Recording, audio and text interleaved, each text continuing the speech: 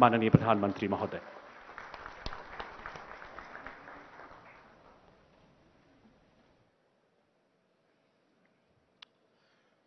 नमो बुद्धाय। कार्यक्रम में उपस्थित केंद्रीय मंत्रिमंडल के सदस्य श्रीमान किरण रिजिजू जी, जी किशन रेड्डी जी,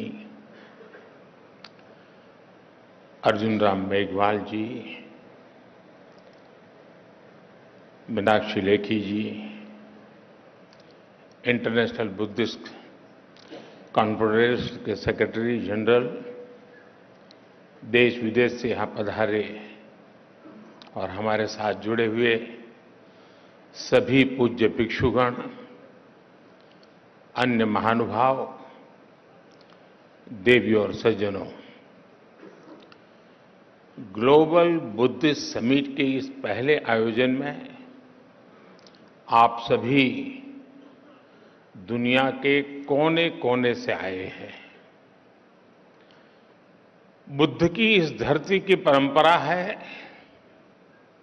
अतिथि देवो भव, अर्थात अतिथि हमारे लिए देवता के समान होते हैं।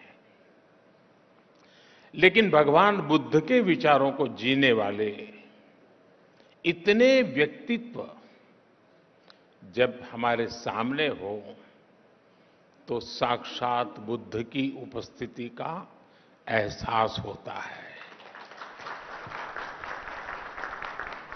क्योंकि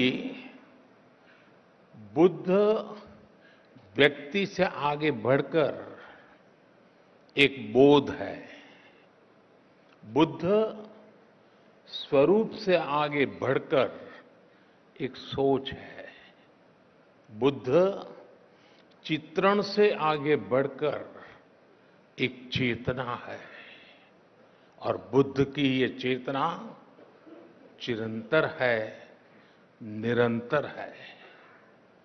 ये सोच शाश्वत है, ये बोध अविस्मरणीय है। इसलिए आज इतने अलग अलग देशों से, इतने अलग अलग भौगोलिक सांस्कृतिक परिवेश से लोग यहां एक साथ उपस्थित है, यही भगवान बुद्ध का वो विस्तार है जो पूरी मानवता को एक सूत्र में जोड़ता है। हम कल्पना कर सकते हैं दुनिया के अलग अलग देशों में बुद्ध के करोड़ों अनुयायियों का ये सामर्थ्य जब एक साथ कोई संकल्प लेता है तो उसकी ऊर्जा कितनी असीम हो जाती है।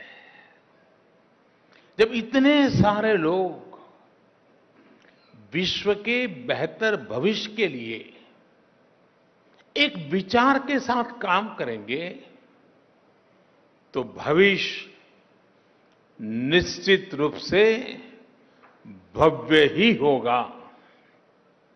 और इसलिए मुझे विश्वास है पहली ग्लोबल बुद्धिस्ट समिट इस दिशा में हम सभी देशों के प्रयासों के लिए एक प्रभावी मंच का निर्माण करेगी। मैं इस आयोजन के लिए भारत के सांस्कृतिक मंत्रालय और इंटरनेशनल बुद्धिस्ट कॉन्फेडरेशन को हृदय से बधाई देता हूं। साथियों, इस समिट से मेरे आत्मीय लगाव की एक और वजह है। मेरा जन्म गुजरात के जिस वडनगर स्थान में हुआ है, उस स्थान का बौद्ध धर्म से गहरा नाता रहा है। वडनगर से बौद्ध धर्म से जुड़े अनेक पुरातात्विक साक्ष्य मिले हैं। कभी बौद्ध यात्री ह्वेन संग ने भी वडनगर का दौरा किया था और यहां पर मैंने जब प्रदर्शनी देखी, एक्सकेवेशन में जो चीजें लगी हैं, बहुत सारी चीजें विस्तार से यहां रखी हुई है। और संयोग देखिए कि जन्म मेरा वडनगर में हुआ और काशी का मैं सांसद हूं और वहीं सारनाथ भी स्थित है। साथियों, ग्लोबल बुद्धिस्ट समिट की मेजबानी का एक ऐसे समय में हो रही है जब भारत ने अपनी आजादी के 75 वर्ष पूरे किए हैं। भारत अपनी आजादी का अमृत महोत्सव मना रहा है। इस अमृत काल में भारत के पास अपने भविष्य के लिए विशाल लक्ष्य भी है और वैश्विक कल्याण के लिए नए संकल्प भी है। भारत ने आज अनेक विषयों पर विश्व में नई पहल की है और इसमें हमारी बहुत बड़ी प्रेरणा भगवान बुद्ध ही है। साथियों, आप सभी परिचित है कि बुद्ध का मार्ग है परियक्ति, पटिपत्ति और पटिवेद, यानी थियोरी, प्रैक्टिस एंड रियलाइजेशन। पिछले 9 वर्षों में भारत इन तीनों ही बिंदुओं पर तेजी से आगे बढ़ रहा है। हमने भगवान बुद्ध के मूल्यों का निरंतर प्रसार किया है। हमने बुद्ध की शिक्षाओं को जन जन तक पहुंचाने के लिए एक समर्पण भाव से काम किया है। भारत और नेपाल में बुद्ध सर्किट का विकास हो, सारनाथ और कुशीनगर जैसे तीर्थों के कायाकल्प के प्रयास हो, कुशीनगर इंटरनेशनल एयरपोर्ट हो, लुम्बिनी में भारत और आईबीसी के सहयोग से India international centre for Buddhist culture and heritage का निर्माण हो, भारत के ऐसे हर काम में पटिपत्ति की प्रेरणा शामिल है। ये भगवान बुद्ध की शिक्षाओं का पटिवेद ही है कि भारत विश्व के हर मानव के दुख को अपना दुख समझता है। दुनिया के अलग अलग देशों में पीस मिशंस हो या तुर्की के भूकंप जैसी आपदा हो, भारत अपना पूरा सामर्थ्य लगाकर हर संकट के समय मानवता के साथ खड़ा होता है, मम भाव से खड़ा होता है। आज भारत के 140 करोड़ लोगों की इस भावना को दुनिया देख रही है, समझ रही है और स्वीकार भी कर रही है। और मैं मानता हूं इंटरनेशनल बुद्धिस्ट कॉन्फेडरेशन का ये मंच इस भावना को नया विस्तार दे रहा है। ये हम सभी like minded and like hearted देशों को एक परिवार के रूप में बुद्ध धम्म और शांति के विस्तार के नए अवसर देगा।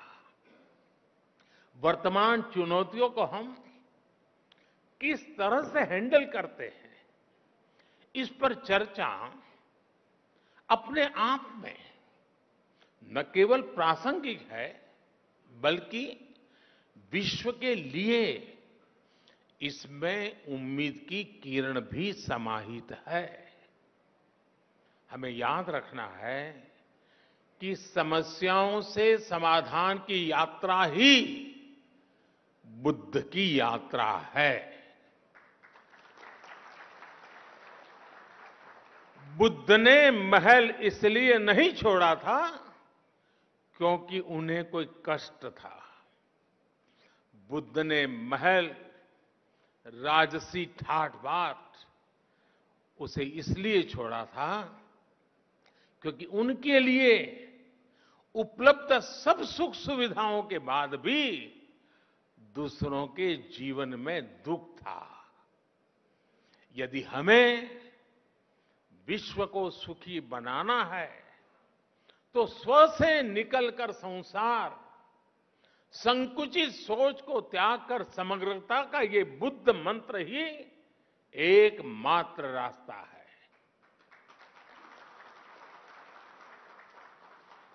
हमें हमारे आसपास गरीबी से जूझ रहे लोगों के बारे में सोचना ही होगा। हमें संसाधनों के अभाव में फंसे देशों के बारे में सोचना ही रहेगा। एक बेहतर और स्थिर विश्व की स्थापना के लिए यही एक मार्ग है, यही आवश्यक है।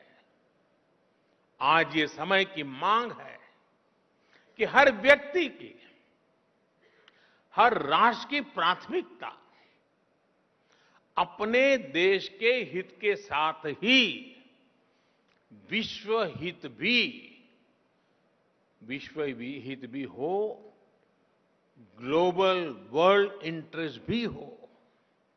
साथियों, ये बात सर्वस्वीकार्य है कि आज का ये समय इस सदी का सबसे चैलेंजिंग समय है।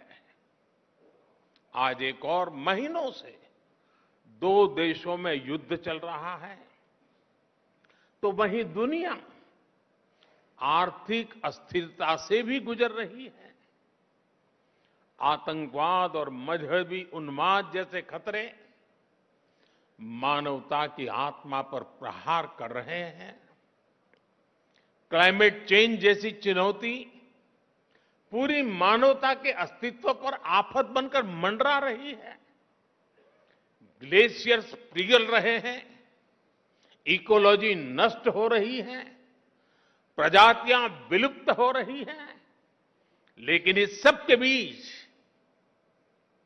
हमारे आप जैसे करोड़ों लोग भी हैं जिन्हें बुद्ध में आस्था है, जीव मात्र के कल्याण में विश्वास है।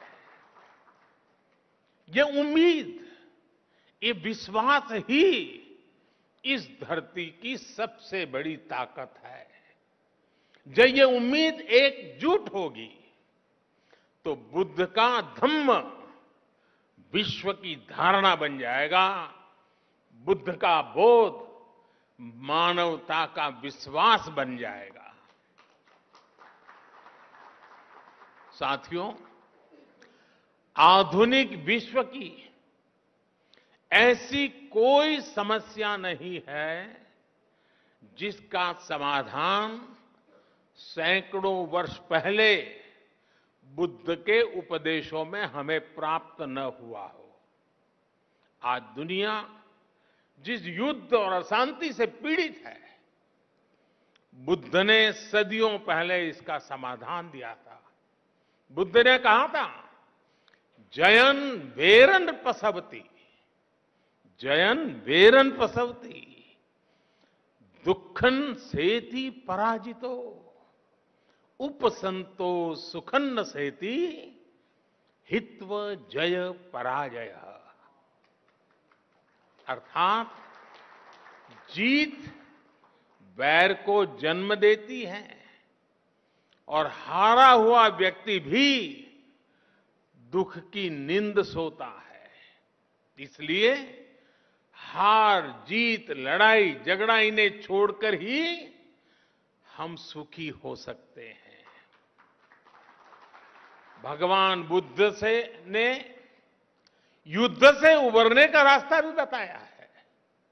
भगवान बुद्ध ने कहा है, नहीं वेरेन वेरानी सम्मन्तिध उदाचन, अवेरेन च सम्मन्ति एस धम्मो सनातनो, अर्थात वैसे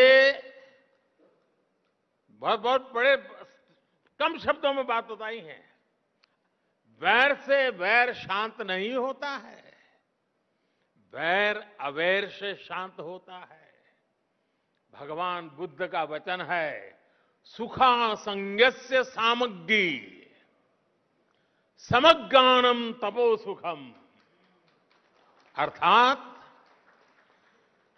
संगों के बीच एकता में ही सुख समाहित है। सभी लोगों के साथ मिलजुल करके रहने में ही सुख है। साथियों, हम देखते हैं आज अपने विचारों, अपनी आस्था को दूसरों पर थोपने की सोच दुनिया के लिए बहुत बड़ा संकट बन रही है।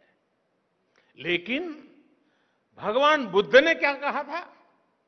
भगवान बुद्ध ने कहा था, अत्तानमेव पठनम, अत्तानमेव पठमन, पति रूपे निवेशये, यानी कि पहले खुद सही आचरण करना चाहिए, फिर दूसरे को उपदेश देना चाहिए।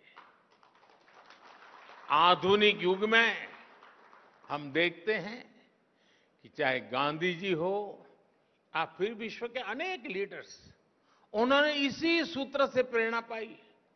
लेकिन हमें याद रखना है, बुद्ध सिर्फ इतने पर ही नहीं रुके थे। उन्होंने एक कदम आगे बढ़कर कहा था, अप्पदीपो भवः, यानी ये जो आगे का वाक्य है वही तो सबसे बड़ा आधार है। अप्पदीपो भवः, यानी अपना प्रकाश स्वयं बनो। आज अनेकों सवालों का उत्तर भगवान बुद्ध के इस उपदेश में ही समाहित है। इसलिए कुछ साल पहले संयुक्त राष्ट्र में मैंने गर्व के साथ कहा था कि भारत ने दुनिया को युद्ध नहीं, बुद्ध दिए हैं।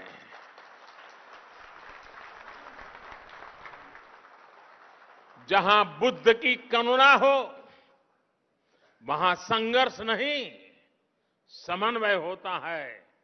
अशांति नहीं, शांति होती है। साथियों, बुद्ध का मार्ग भविष्य का मार्ग है, सस्टेनेबिलिटी का मार्ग है। अगर विश्व बुद्ध की सीखों पर चला होता तो क्लाइमेट चेंज जैसा संकट भी हमारे सामने नहीं आता। ये संकट इसलिए आया क्योंकि पिछली शताब्दी में एक देशों ने और कुछ देशों ने दूसरों के बारे में, आने वाली पीढ़ियों के बारे में सोचना ही बंद कर दिया। दशकों तक वो ये सोचते रहे कि प्रकृति से इस छेड़छाड़ का प्रभाव उनके ऊपर नहीं आएगा। वो देश इसे दूसरों के ऊपर ही डालते रहे। लेकिन भगवान बुद्ध ने धम्म पद में स्पष्ट रूप से कहा है कि जैसे बूंद बूंद पानी से घड़ा भर जाता है, वैसे ही लगातार की हुई गलतियां विनाश का कारण बन जाती है।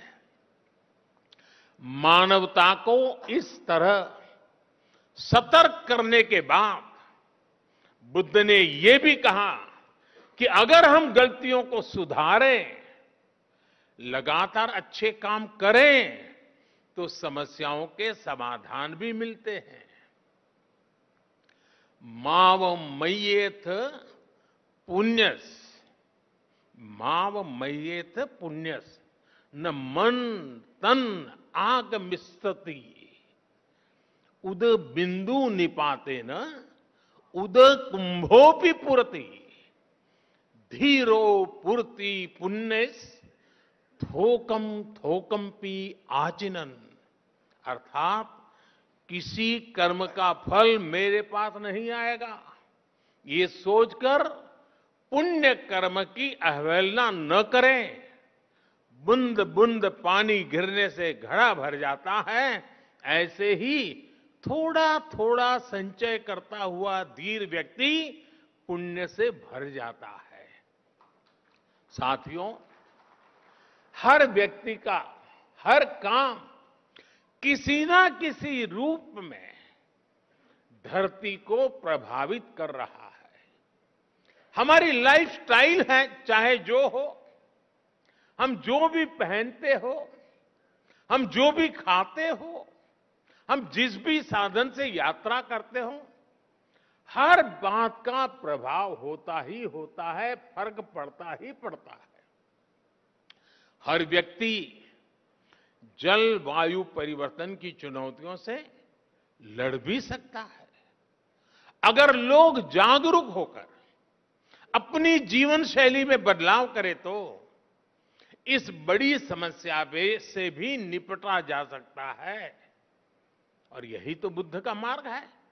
इसी भावना को लेकर भारत ने मिशन लाइफ की शुरुआत की है। मिशन लाइफ यानी लाइफस्टाइल फॉर एनवायरमेंट।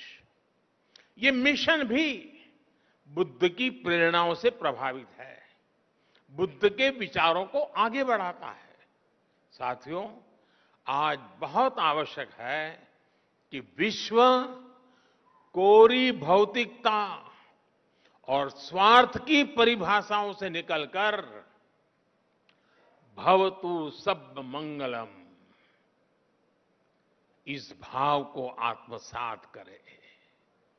बुद्ध को केवल प्रतीक नहीं बल्कि प्रतिबिंब भी बनाया जाए, तभी भवतु सब मंगलम का संकल्प चरितार्थ होगा। इसलिए हमें बुद्ध के वचन को याद रखना है।